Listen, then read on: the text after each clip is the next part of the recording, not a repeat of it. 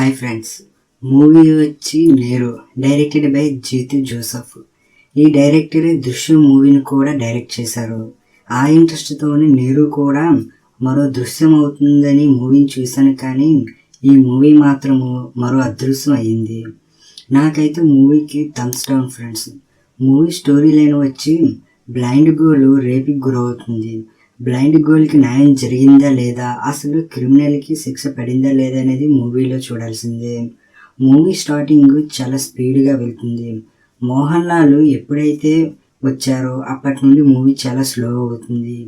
మూవీలో ఏ క్యారెక్టర్ కూడా కనెక్ట్ అవ్వలేదు.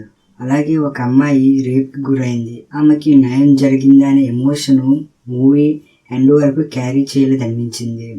మూవీలో క్రిమినల్ తరపున లాయర్ వాదించడము, దాన్ని మోహన్ లాల్ యాజ్ ఎ లాయర్గా రాంగ్ అని ప్రూవ్ చేయడము అంతే. మూవీ స్టార్టింగ్లో కనిపించిన బ్లైండ్ గర్ల్ క్రిమినల్ మళ్ళీ మూవీ ఎండింగ్లోనే కనిపిస్తారు. మూవీలో ఎమోషన్స్ ప్లస్ కోర్ట్ సీన్స్ ఉండాలి, కానీ మూవీలో మాత్రము ఓన్లీ కోర్ట్ సీన్స్ మాత్రమే ఉంటాయి. అవి కూడా అంతగా హై అనిపించలేదు. మూవీలో చిన్న చిన్న మూమెంట్స్ కనిపిస్తాయి, కానీ వాటిని ముందే ఏదో మూవీలో చూసినట్టు అనిపిస్తుంది.